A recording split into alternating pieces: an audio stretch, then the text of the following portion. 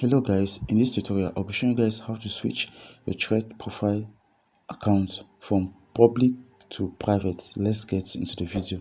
So the first thing you need to do is that you simply click on these three dots here, these two dots, after which you click on what? Policy. Once you're there, you simply click on what? You are going to see private profile. You click on it.